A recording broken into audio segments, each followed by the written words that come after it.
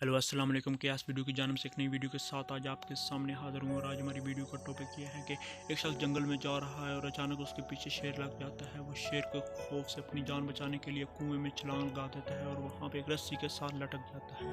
जब वो रस्सी से लटका होता है तो वो नीचे क्या देखता है कि एक सांप जो बहुत ही ख़तरनाक है उसकी मौत का इंतज़ार कर रहा है। अभी वो इस खौफ से नहीं निकला होता तो एक और खौफ देखता है कि एक काले रंग का और एक सफ़ेद रंग का चूहा उसकी रस्सी को काटने लग पड़ता है।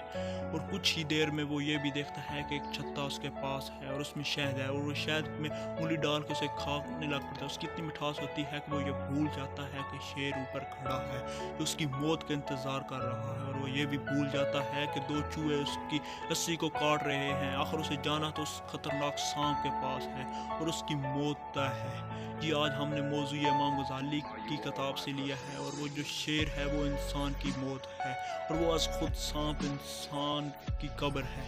और काले और सफ़ेद दो चूहे दिन और रात हैं जो इंसान की ज़िंदगी को ऐसे ऐसा कोतर रहे हैं। और वो शायद ये दुनिया है जिसकी मिठास में इंसान खो के ये भूल जाता है कि उसे एक दिन कब्र में जाना है। बस इंसान के पास इतनी ही ज़िंदगी और वक्त है जितना उसे लटके हुए इंसान के पास है। मैं उम्मीद करता हूँ कि आपको ये मेरी वीडियो पसंद आई होगी। Please like subscribe.